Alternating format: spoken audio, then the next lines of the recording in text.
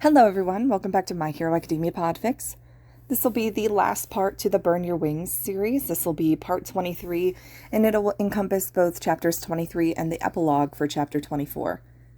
Chapter 23 is entitled Burn Your Wings. Izuku used to dream about Icarus. He's dreamt of clawing his way up to the sun, only to be plunged down into the cold ocean below. It's his most familiar and constant nightmare to this day. Since enrolling at UA, he's had many experiences of shooting upwards and plummeting to the ground. He's used his pool to zip around at high speeds, used full cowl to agilely flip and skid, and now with his push, he's created a special move that's not quite flying but close enough. Izuku's familiar with the sensation of rising and falling, but nothing could have prepared him for this. A sound that's halfway between a terrified shriek and a thrilled yelp tears its way out of Izuku's throat as the roller coaster plummets to the ground. Izuku throws his arms up in the air and laughs out loud while Shoto, who's sitting beside him, tightens his grip on the safety bar with a pale face. "Oh my god," Izuku gasps out once he's gotten off the ride for the 6th time. Is he shaking? He might be shaking.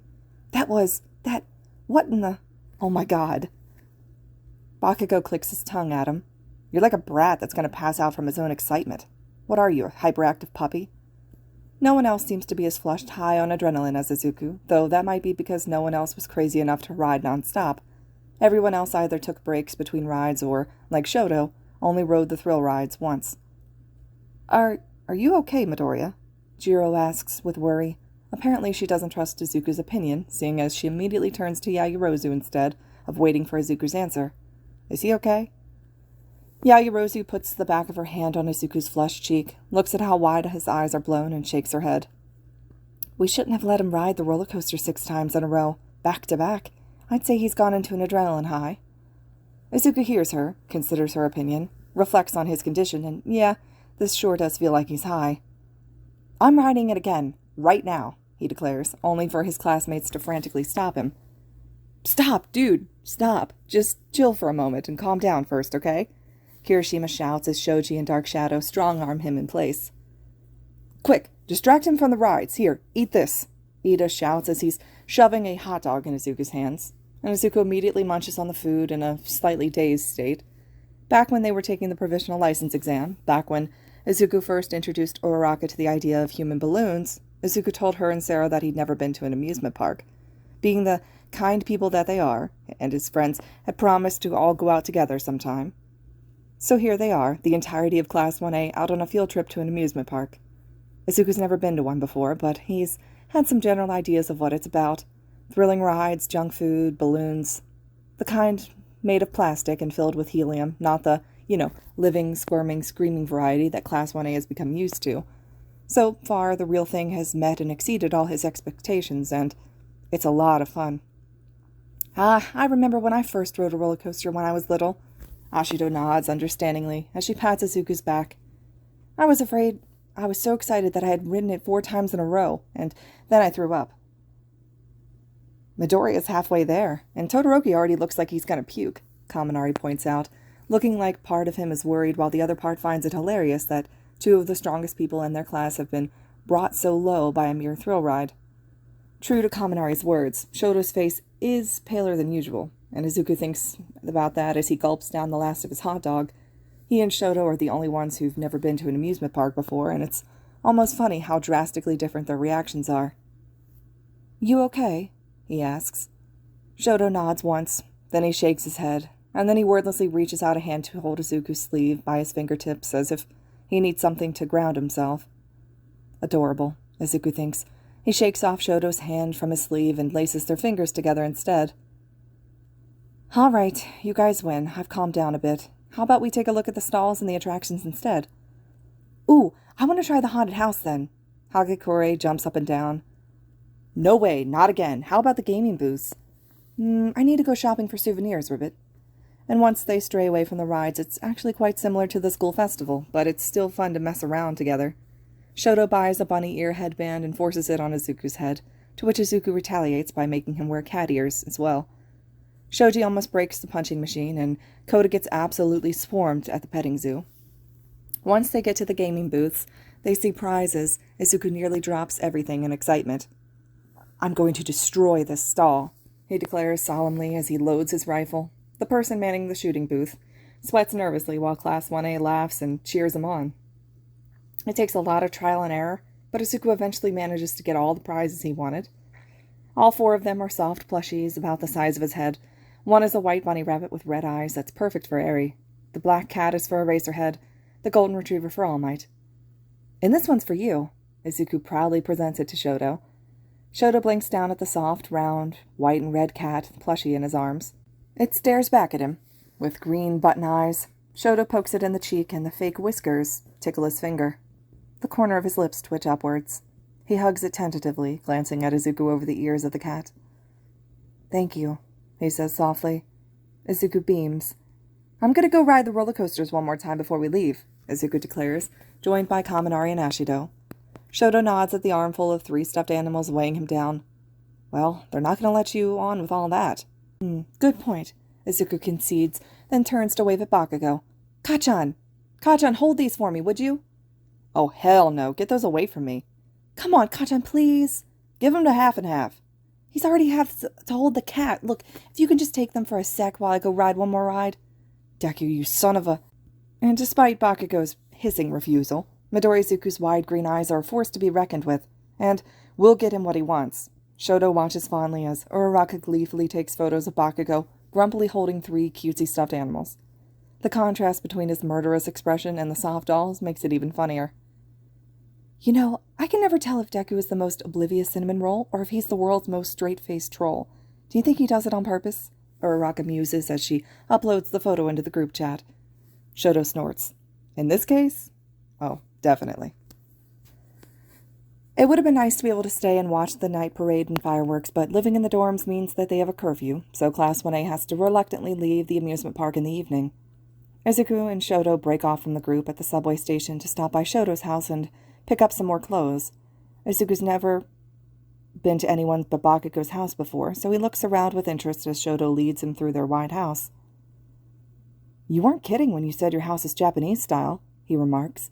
I've only seen something like this on television, and your room back at the dorms. Shoto makes a sound, looking back at Izuku while he leads the way. Do you not like it? There's a faint hint of worry in his voice that not many people will catch. Guilty, since Izuku lives in Shoto's Japanese-themed room as much as Shoto does in Izuku's, but Izuku does hear it, and that's just sweet, isn't it? He smiles reassuringly. It's a refreshing change, though I do prefer a mattress to a futon most days. Shoto's room at home isn't much different from the one at the dorms. Izuku looks around while Shoto packs some clothes for the colder weather while he spots something on the desk. A choked-off laugh slips from Izuku as he approaches. There, sitting innocently on Shoto's desk, is a framed cut of the news clip that came out from the sports festival. The words, Midori Izuku, super strength and fire, the secret love child of All Might and Endeavor, are clearly visible, along with a photo of Izuku bursting into fiery wings. Oh my god, Izuku laughs. What? Why is this here? And framed, too? To commemorate the first time you texted me is one answer that Shoto could have given. Because I really like the photo of you would be another, or even, I wanted physical proof of that day. But evidently Izuku's sense of humor is rubbed off on Shoto because what he settles on is to commemorate the addition of the newest Todoroki. Izuku laughs out loud at Shoto's deadpan joke. Shoto, are you... Oh. It seems someone else was in the house, drawn to Shoto's room by the sound of Izuku's laughter. Izuku finds himself facing Todoroki, Fuyumi, and Natsuo, Shoto's older siblings. He'd heard about them from Shoto, and Shoto even asked Fuyumi what Endeavor's favorite food was on his behalf, but it's the first time any of them are meeting in person. All 4 of them just kind of stare at each other for a stunned moment.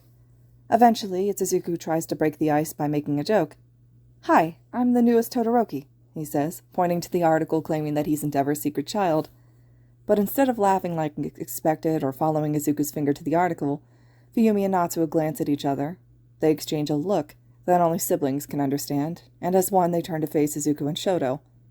Way to go, little bro! Natsuo grins as he slaps Shoto's back, and Shoto stumbles. Never thought you'd get hitched before any of us. And wait, what? Fuyumi looks both elated and upset at the same time. Why wasn't I invited to the wedding? Fuyumi's wailing while wringing her hands. Both Izuku and Shoto sputter. They think, what? Their first thought is that Izuku isn't joking about the article, but that they're married, and that's why Izuku's a Todoroki? Just how? What? Huh? It's only when Izuku notices that Fuyumi is shaking as if she's holding in peals of laughter that he realizes the two of them are being pranked. The facade doesn't last long, as both of Shoto's older siblings collapse into each other in a fit of howling laughter. Natsu outright guffaws, and Fuyumi's glasses are knocked off askew from how hard that she's laughing. Oh man, you should have seen your faces. I've never seen Shoto with that much expression. So sweet, so pure, so cute. Oh dearies, you make this way too easy. And Izuku stares in disbelief before he turns to Shoto. You never told me your siblings are massive trolls, he accuses. And Shoto is still staring at his giggling siblings like he's seeing them for the first time. I didn't know either, he whispers in quiet awe. And that's just sad, but at least now they're comfortable enough with each other to tease and make jokes, right? Izuku is happy for them, especially now that he has Eri for a little sister and has gained some perspective. Introductions go much more smoothly after that stint, and thankfully Izuku is welcomed with open arms. To be honest, Natsuo still can't wrap his head around the fact that his little brother, the human icicle Shoto, has actually thawed enough to smile and laugh and date someone. Fuyumi, on the other hand, Fuyumi ships them very hard. Izuku and Shoto can't stay long because of the dorm's curfew, but Fuyumi doesn't let them leave without making them promise to come by for a meal later. That was something, Izuku says once they've arrived back at the dorms and are chilling in Shoto's room. He's new to this whole siblings dynamic thing, but he could feel the genuine, cautious care underlying their every action. I'm glad I got to finally meet them. Shoto hums in agreement, but he doesn't meet Izuku's eyes as he carefully puts his new cat plushie on his futon, and Izuku cocks his head to the side. Shoto? The other boy glances at Izuku out of the corner of his eye, darts his gaze away and bites his lip. Is that another blush dusting his cheek? About what they said.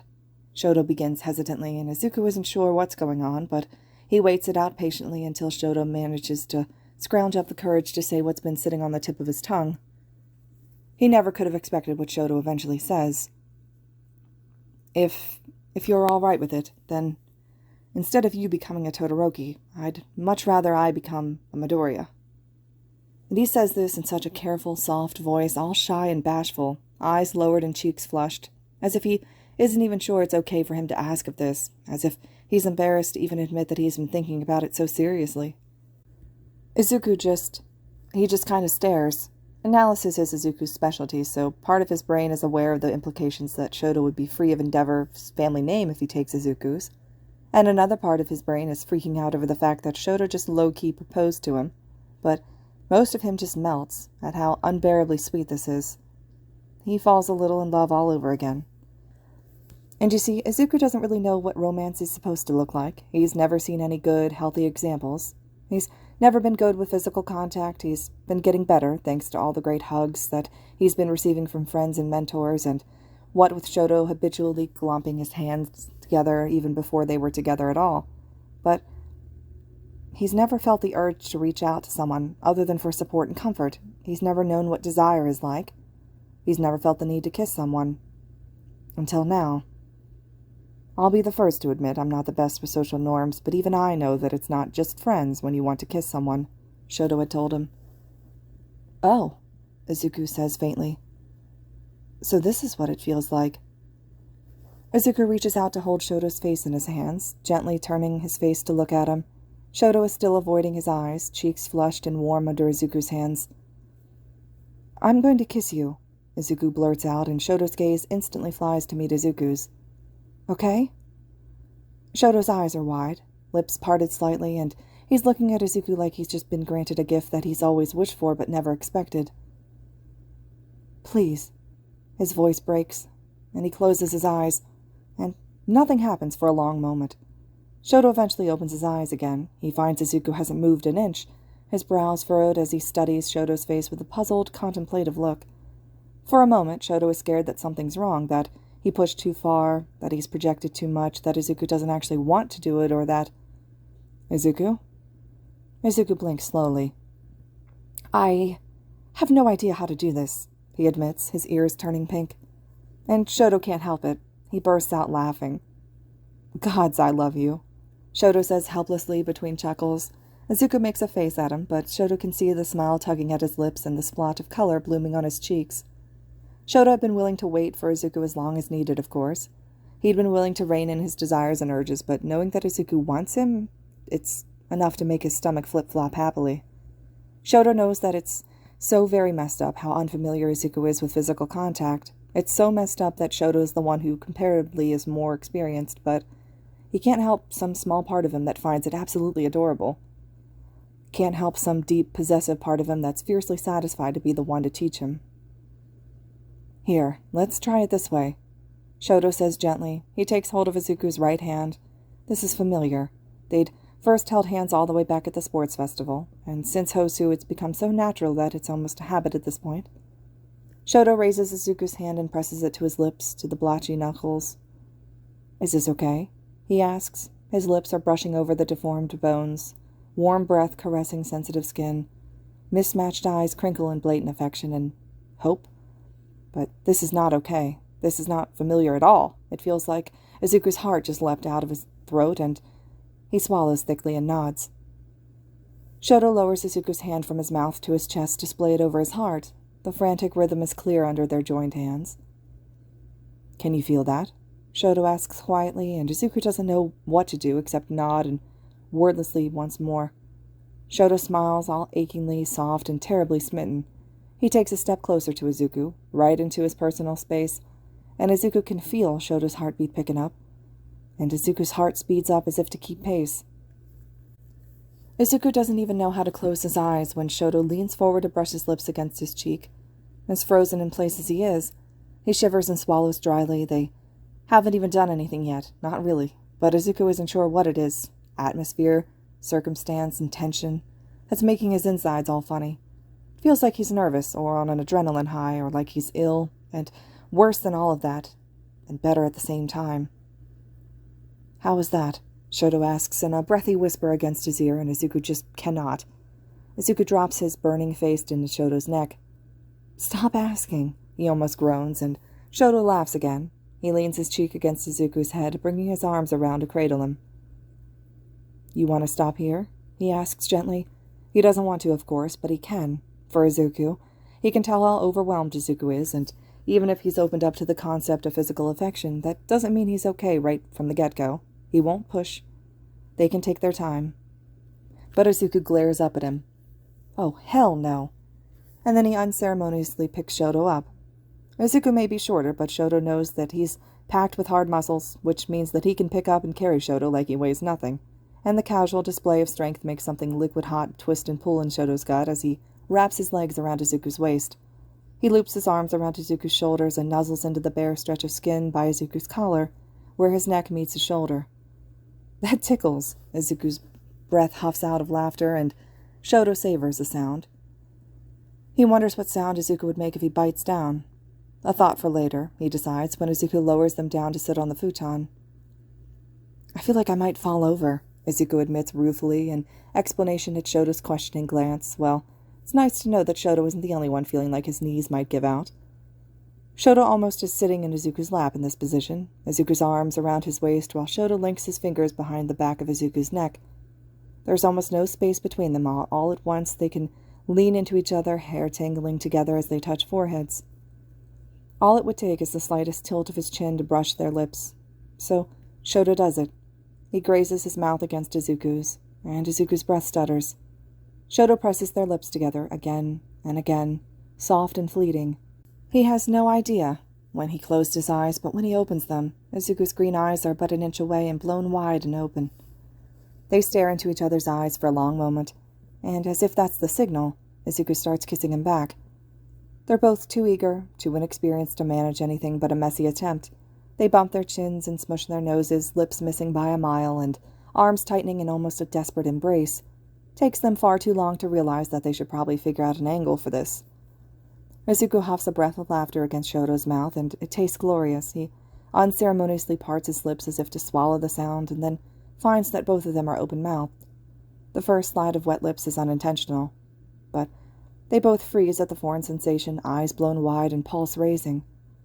The second time is definitely intentional, rushed and hurried and tinged with a desperation and a sort of hunger, all clashing teeth and clumsy tongues, and Shoto shifts to kneel over Izuku's lap, knees planted on either side of Izuku's hips, using the leverage to lean down into Izuku's mouth, and He arches up against him. For all that Izuku still has no idea what he's doing, he knows that he needs more. Both Izuku and Shoto may be inexperienced, but they're both fast learners, and soon their kisses are less bumping teeth and more of an attempt to swallow each other whole. Shoto gasps against Izuku's lips, and Izuku takes that as an invitation to lick into his mouth. A noise catches in Izuku's throat when Shoto's fingers tangle themselves in his hair, and Shoto wants to just melt when Izuku tightens his arm snugly around his waist. This, Izuku thinks dazed, is nothing like he could have imagined. He's not even sure what kind of emotion he's feeling. He's not sure if the heartbeat that he can feel pounding away is his or Shoto's. His stomach feels like it's falling several stories, his throat is burning, and his hands are itching, and he feels like it's all too much, and too little at the same time. The sensation is so overwhelming and unfamiliar that it's almost scary. He never wants to stop. It's at that moment when Shoto leans just a bit too far into Izuku and suddenly they're toppling over. Their eyes fly open and Izuku hits the back of his head against the floor with an oof, and Shoto catches him by propping his arms up on either side of Izuku's head before he falls on Izuku and squashes him. The fall had been cushioned by the futon, but it's still enough to jolt them out of whatever haze they'd been in. They're both speechless for a moment, eyes wide and panting as they try to find equilibrium again. And then Izuku breaks the silence. "See, this is why a mattress is better." Shoto bursts out laughing. He lowers his body to rest his head on Izuku's shoulder, tickling Izuku with his warm breath. Izuku lays there on the futon, still half-dazed, as he pats Shoto's shaking back. "You," Shoto snickers, and he sounds like he still hasn't calmed down from his emotional high. "You're just not fair." Izuku grins joyful at just how easily Shoto smiles and laughs these days. Eventually Shoto rolls off Izuku to lay side by side on the futon. He reaches out and sighs in content when Izuku meets him halfway and they hold hands. "We're going to have to work on this," Shoto mumbles, but not unhappily. Izuku agrees. "That's all right. We have time." They do. 2 years later. A video with the title "Our Date Got Hijacked by Villains" featuring UA is uploaded on YouTube. The video starts with a shaky, vertical camera, as if filmed by phone. A hushed voice whispers into the mic. "Me and my girlfriend were on a date to this new big sweet shop that opened up, and of course it got taken over by villains. But I think those are UA students, babe, over there, you see?" "Uh-huh," answers his girlfriend, presumably. "That's Deku and Sugarman, and what was the other guy?" Can't stop twinkling. Some other fellow customer shouts to them helpfully. "I'm gonna get closer to try to see what they're planning. They have licenses, so they're gonna save us, right?" With that, the camera starts inching closer to the trio of students. The three are grouped together, talking to one another in hushed voices as they hide from the villains. The first voice to filter into the audio is Midoriya's. The sound is a bit broken and static, but the editor had to crank up the volume to max. "Don't understand how this keeps happening. I go for a jog and I meet villains at the park. I try to check my savings account and a bank robbery is attempted. Now I come to get some sweets, and a villain starts a shootout?" "Well," Aoyama says, "Todoroki would only have 2 words for you. Villain catnip." Midoriya shoots him a look. "Thanks, Aoyama." The boy winks. "Oui." "Todoroki is going to give you the 'I told you so' look when he finds out you ran into villains again without him," Sato adds helpfully. "Totally," Aoyama nods. "He'll probably try to cover you up in bubble wrap again." "Probably." Midoriya covers his eyes with a groan. We'll cross that bridge when we get there. For now, let's just get out of the situation." Midoriya peers over the railing. They're on the roof of the 3-story building while the villains are gathered around the ground floor, blocking exits and holding them hostage. Midoriya taps a finger to his lips as he considers their options, and then he bares his teeth and grins. For some reason, Sato immediately relaxes at Midoriya's almost vicious expression. "Oh, okay. Everything's cool now. You know shit's under control when Midoriya does the grin." "I have a plan," Midoriya says. "What is it?" Midoriya points downwards. "We jump." Sato quickly backpedals. "Nope. I take it back. Not cool. Not under control."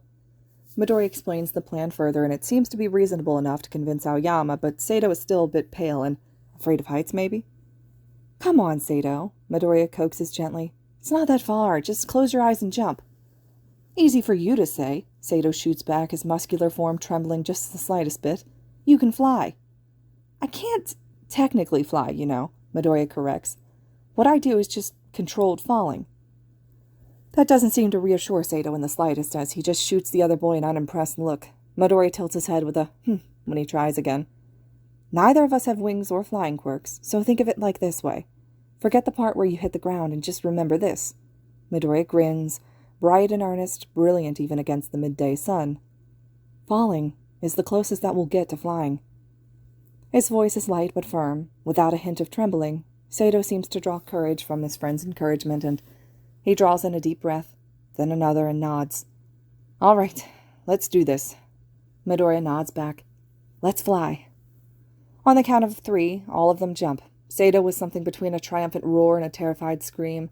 Aoyama with an extravagant twist, and Midori with a delighted laugh. Can't stop twinkling, Aoyama shouts, and it's unclear whether he's just making a statement or if he's saying his hero name. Sato, now! Midori's voice trails up, and a boom rocks the building, making the camera shake. A burst of fire flares into the sky, roaring red against the blue, flaring up like a pair of wings. Comments. Falling is the closest we'll get to flying. God, I love Midoriya quotes. Do we have a compilation yet? Can't believe these kids are already about to graduate. I know, it feels like just yesterday that they were still in Class 1A. Does anyone know if Midoriya is going to do a stint as a sidekick or just go straight as a pro?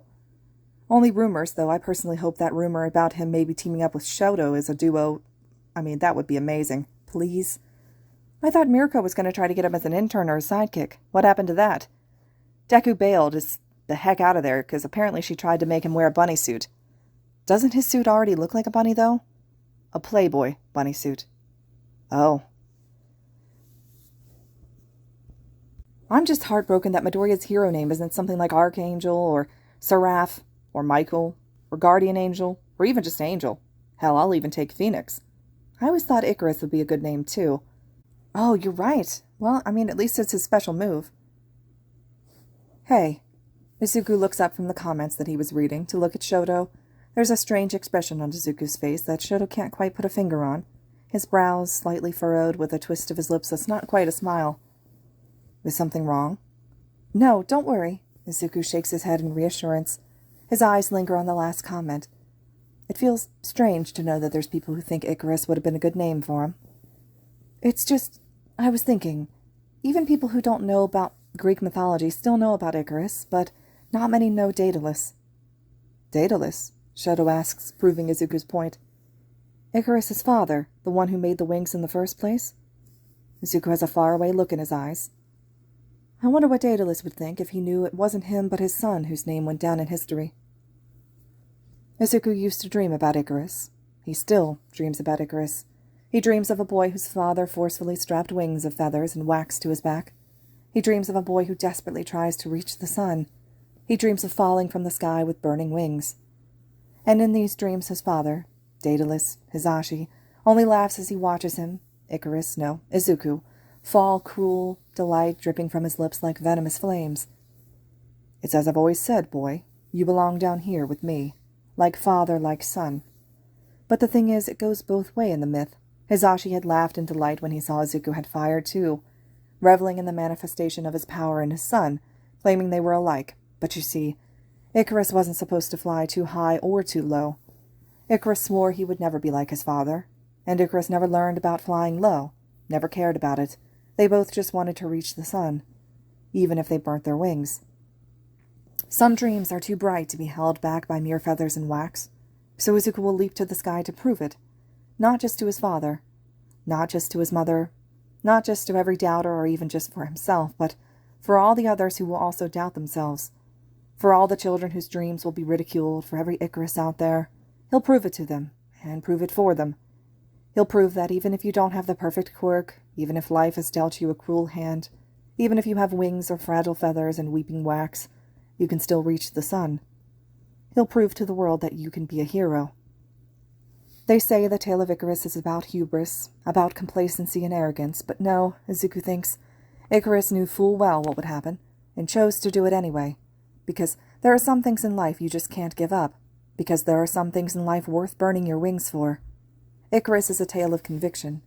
It's a tale of me, of you, of everyone who won't give up on their dreams no matter what the world tells them. And maybe they're right. Maybe you can't reach the sun. But that doesn't mean Izuku won't burn his wings trying. And it doesn't mean it won't be worth it. Chapter 24. Epilogue. Aizawa stands at the front of the classroom and addresses his current class of first-year students while his sleeping bag is at the ready. As is custom, the seniors known as the Big Three will explain the internship program. Come on in. It's a simple introduction, bare and minimum to the point, efficient, just as the hero likes it. And perhaps these students don't know him well enough yet, but the 3 students waiting to come in do know him well enough to recognize the subtle pride in the hero's voice. Coming from Aizawa, it means more than any number of flowery words.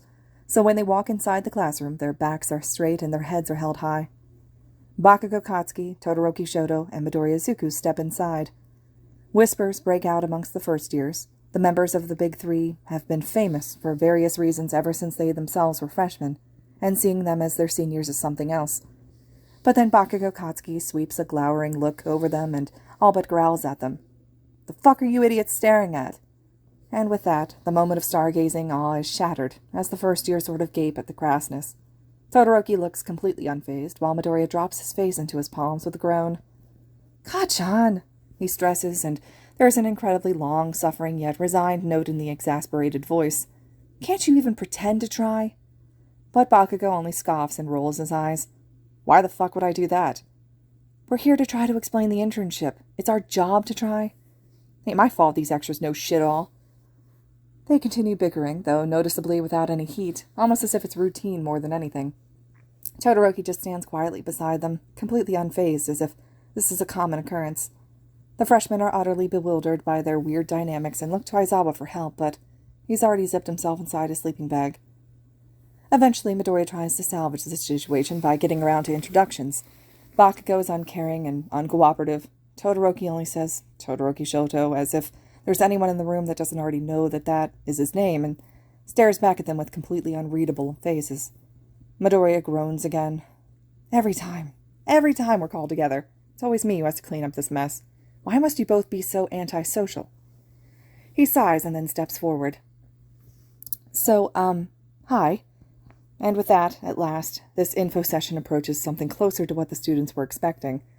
Midoriya isn't smooth or flamboyant, but he's earnest and genuinely endearing. The students find themselves drawn in, freely engaging with questions, and even Bakugo and Todoroki chip in from time to time. The end of the class finds them in a much better atmosphere than when it began. "All right, I'll chalk this up as a success. We'll take a few general questions and wrap this up, okay?" Several questions are asked before one student raises their hand and asks, "What do each of you think is the most important thing to keep in mind as a hero?" Bakugo gives the questioner a look. "Winning." Midoriya's face falls into his palm so hard that it makes a small smack. Todoroki pats his shoulder. Todoroki answers next. He taps a finger against his chin and hums before replying softly. "It's not about being the best. Do your best, and be your best." Midoriya lifts his head and smiles, like he knows something more, like this is some inside thing between them. And last but not least, Midoriya. He hesitates for a moment. The smile that was previously constant on his face wanes and fades before he opens his mouth. "Life isn't fair, and it certainly isn't kind." The first years are taken back by how hard his voice is, and the expression has become in a brief instant, but soon his tone softens and his lips curve, and his eyes brighten again. "Which is why we must be," he continues. Midoriya Izuku sweeps a look across the class, looking each student in the eye. "We must be fair, and we must be kind, to make up for a life that isn't. Then maybe someday we can make a better world. That's what heroes do." Life isn't fair, and it certainly isn't kind, which is why we must be. We must be fair and we must be kind to make up for a life that isn't. Then maybe someday we can make a better world. That's what heroes do. You can be one too. Sincerely, Burn Your Wings. All right, everyone, this is the conclusion to Burn Your Wings. It's finally complete, 24 chapters. I hope you all enjoyed it as much as I enjoyed reading this one, and as always, I really appreciate the amazing support, and thank you so much for listening.